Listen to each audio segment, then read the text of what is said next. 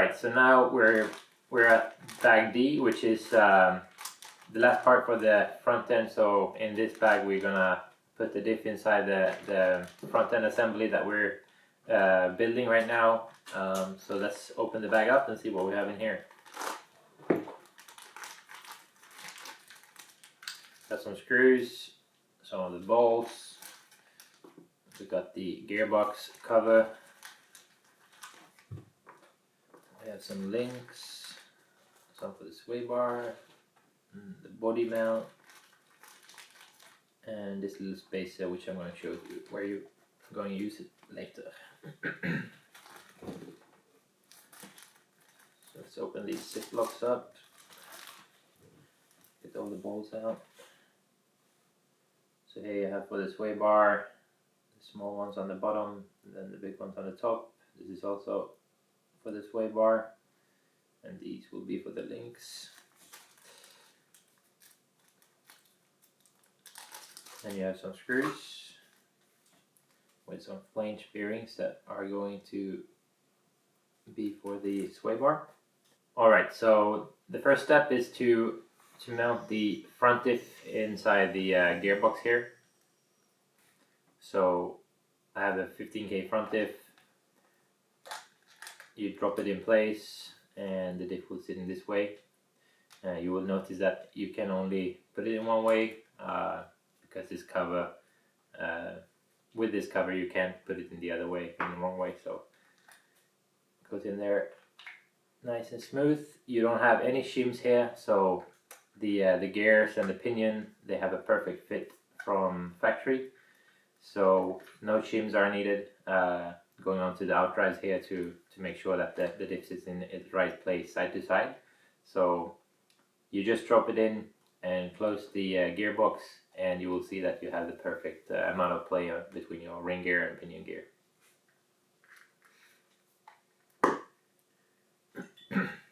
So I've just pushed the gearbox cover on here. I haven't tightened it with any screws yet. First you will want to mount the body mount on here before you tighten any other screws. So this is the 3x10 here, the flat head. So like that we have the front body mount mounted onto the gearbox. And next step is to you can mount the balls here in the sway bar links here. So one of the sides you put the small little ball, push it in, make sure it spins, it's free in there. It is. Take the other one, mount the black ball inside, and that one is also free. Next one you take the ball that is going to the top, which is going to lock your sway bar in place. You push that in, and the same for the other side.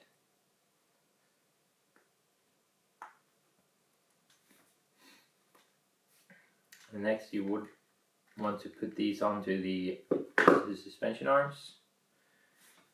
So these go, for the front they go in this way, and for the rear you will be mounting them in the other way, but we'll come to that later. So just mount them so that the ball where you're going to put the grub screw is pointing towards towards the front. Är det kappel så här? Ja. Är du säker? Ja. Ja. Det är det.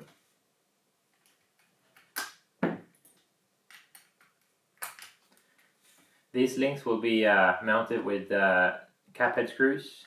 So you have 2 of them in the bag of screws there. So you would like to tighten the screw just a little bit, so that is easier to thread it through the ball. And then you can continue to do the rest.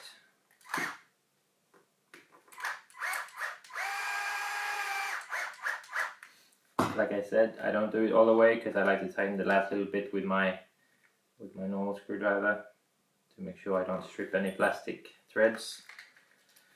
That one sits in there nicely, and you do the same for the other side.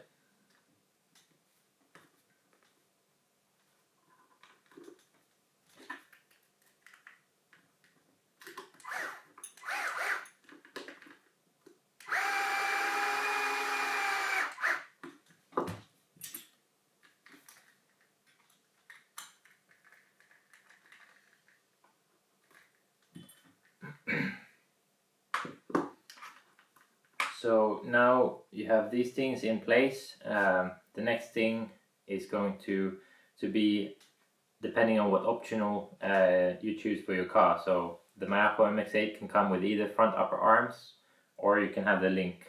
And in this build right here, we are going to build this car with the link setup.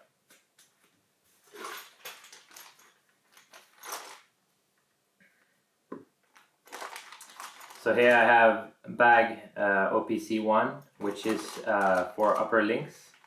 So in here you're gonna have shock towers made for the link, and a front upper chassis plate for links as well. So these are all going to be different if you choose the upper arm version of the car.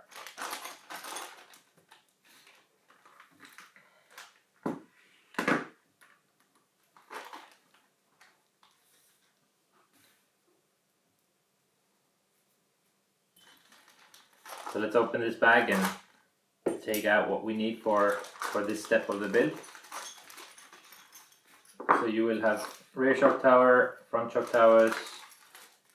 You will have the turnbuckles, front upper chassis plate, and some more plastic stuff for the turnbuckles here. So I will just take out what I need now, and I will come back to this bag later on when I'm building the rear end. So I need another 2 balls and the 2 screws that are in here. Then I'll put back the rear shock tower for now, and we'll come back to this bag later. Also the turnbuckles, of course, we just need 2 for now.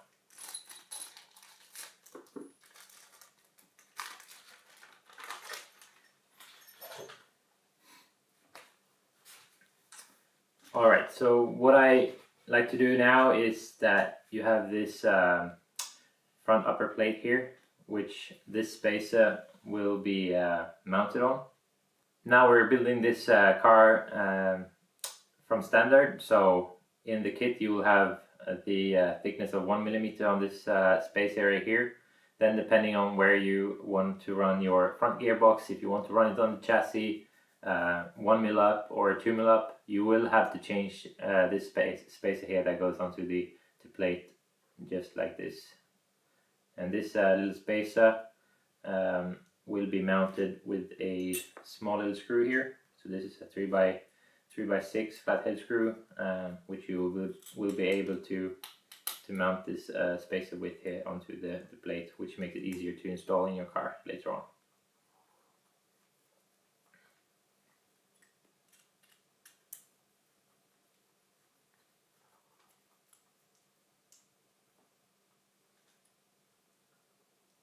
Now we got this on there. The next step in the build is to assemble the turnbuckles. So on the turnbuckles you have a small little marking here on one of the sides. So what I do when I build a new kit is that I want to make sure, for my way of doing it, I want to make sure that all turnbuckles on the car are pointing the same direction. In that way I know that when I'm about to change camber or toe in on the steering links, all the turnbuckles are mounted in the same way, and I can turn the wrench on the same way, both front and rear. Some might have a different preference, but this is how I do it, and how I will do it in this build. So I like to hold it with my wrench.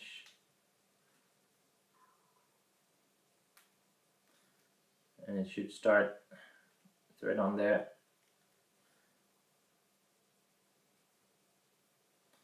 So I just do it a little bit. I don't do it all the way, because I like to do the last little bit on when they are mounted on the car. It's easier. So you just want to make sure that they are, that they are starting to thread on there nicely.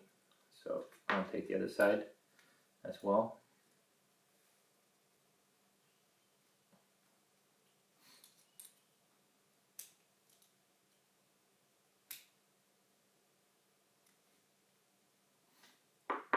So what I just make sure is that they are both equal on both sides, so that when they are mounted on the car, then I can continue to make the link a little shorter, because I know that this is going to be too long right now. But this is what I do in this step. So then here you also see that one of the sides of the plastic is pointing towards the top. This one goes to the outside where the caster block is, and the straight part is on the outside, on the inside, on the mounted on the tower.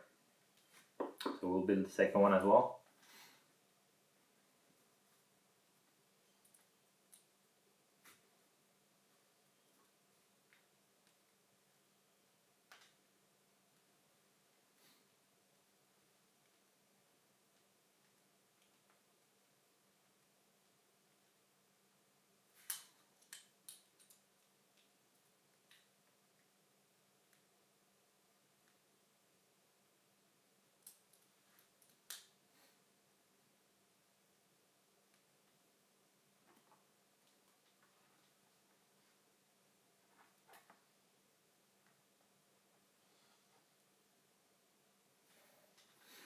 So just like that. Next step is to mount the balls inside these links. So on the straight plastic part, you have a little sign that on one of the sides the hole is slightly bigger. So the edge here is a bit bigger so that the ball will drop in there nicely. So on the straight part you can mount the ball on the same way, but on the outside I will show you how to do it different. So I just take my plier and I push it in like that. Make sure it's free in there. It is. Then so then we come to this mark. So I always like to mount the links in the way that on the car the marking should be pointing towards the left side of my car. So this one, for example, will go on the left, and this one will go on the right, so that both marks are pointing towards the left side of the car. Meaning that when I mount this one on the right now, I will be able to mount the ball in the right way of the plastic, because it will sit on the caster block in the right direction. So this one you can go ahead and mount it like it should be. So now the right side link is done. Now I do the left side. So this one I will drop the ball in the way it's supposed to be as well. They are all free and nice. So on this side here, if you would be mounting the ball from the correct side, it would be the wrong side for you mounting it on the caster block, because this flat part here of the ball will be pointing towards the other opposite side of where your caster block is. So the caster block will be here on the front, and in this case you will have to mount the ball from the wrong side of the plastic, let's say. But there should be no problem doing that, and you just push the ball in and make sure it's free. Next step is to mount the shock tower onto the gearbox. So then you take this insert, and this again in the kit it comes with a middle position for the insert. This is also optional, and this plastic piece here can be changed if you want to run the shock tower in a high or a low position, depending on your preference and where you have the gearbox mounted as well on the chassis.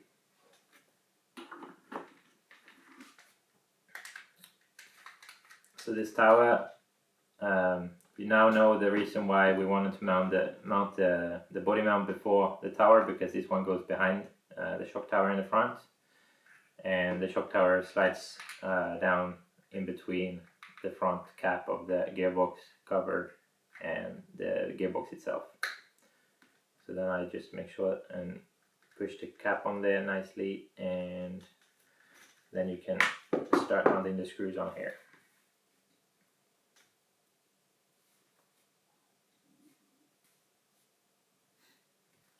Mounting the shock tower, you will need two button heads that will go on the top here where the plastic insert is.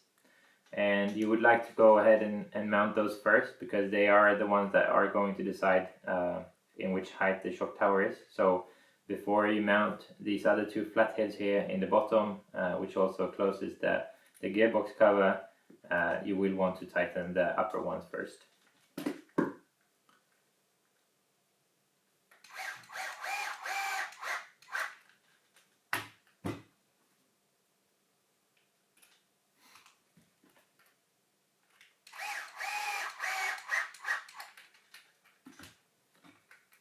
So when you have, you can go ahead and tighten them the last little bit with your screwdriver.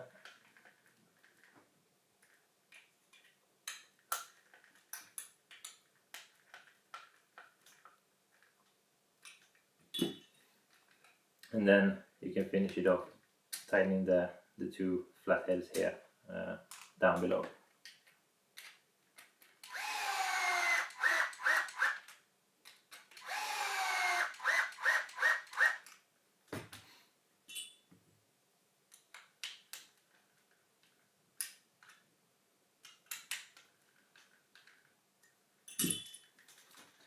So now we have the shock tower mounted on the gearbox. We have the gear cover, we have the diff inside, and now we can just make sure that it spins free and everything is running smooth. So far so good. Next step in the build process is mounting this top plate here onto the gearbox as well. And this is done with the two flat head screws as well. You mount those in the front hole here, and they go on the back side of the gearbox.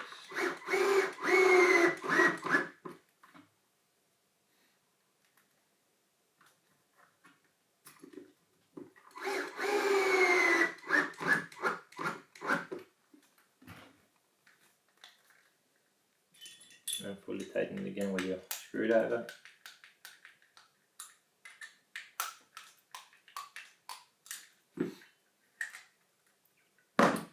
And the next step will be mounting the sway bar, which is also depending on your choice when ordering the Mayako MX8 buggy. And in this build, we have sway bars of 2.3 in the front and 2.5 in the rear. So this sway bar comes in the same bag as your shock springs. So we'll just need the front for now. So put the rear one back down. So here you can also see that the sway bar is engraved here with a 2.3 millimeter, showing you the thickness of it. So what I do next is that I like to push one of the bearings inside. I always do only one first, because otherwise it might be tricky to put the sway bar through. So I do one like that, and then after I've done and installed the sway bar in between the loopholes here, then I go and add the other bearing on the other side. So now the sway bar is in place, and now you're going to add these brown aluminum collars, which is going to hold your sway bar in place.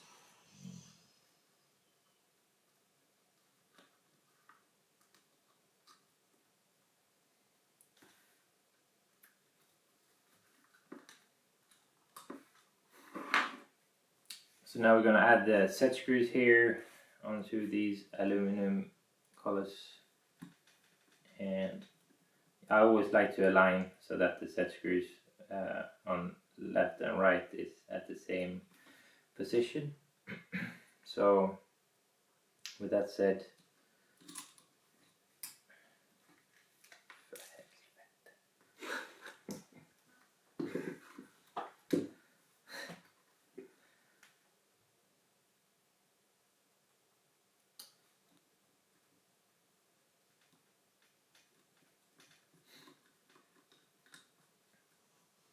so I start by tightening them down just a little bit, and then I make sure that both are at the same angle.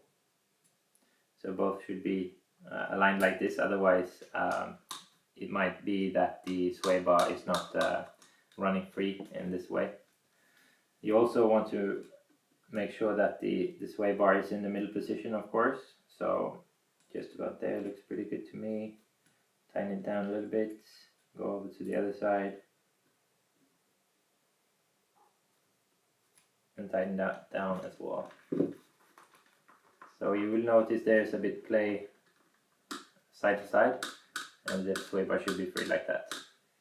So when I tighten these screws completely, I crank them pretty hard, but I don't use Loctite on them. It should be doing the job without it. So yeah, you just want to crank them down pretty hard without stripping the threads, of course. But then you go on to add the set screws here on the back of the sway bars, and I always like to point the set screws towards the top. Crank it down pretty hard, and like you can see here on the back side of the ball, the sway bar is just peeking through the hole, so it's just about flush with the back side here of the aluminum ball.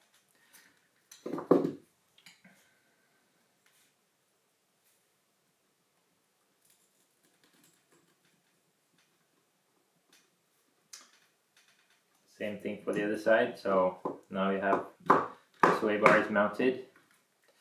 Check so that they are at the same spot here in the back of the ball, like I said, and they are. So everything is looking good. The last step of this bag right here is mounting the upper links to the front shock tower, and you will do so with some cap head screws here on the inside into these balls, which are threaded. So the Mayako MX8 comes with threaded balls for your turnbuckles, and in this case you just add some Loctite on the screws and they will hold your turnbuckle in place. What I have done personally is that I have run a longer screw through the ball here, and I have finished it off with a flanged lock nut on the backside, just for some extra safety, but it's not really needed. So the kit comes with cap head screws, which I want to mount in the middle hole here. So you have 3 holes, and the middle is always a good base setting.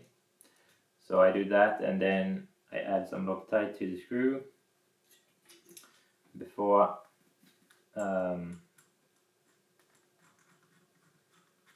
tightening the ball here. So I have my 7mm here that I'm holding the ball with when using my screwdriver on the other side, and this one you want to crank it all the way tight, and then it should be staying in place. So same procedure for the other side. Screw goes in the middle hole, you add a bit of Loctite onto the screw, and then tighten the ball here with the cap head screw.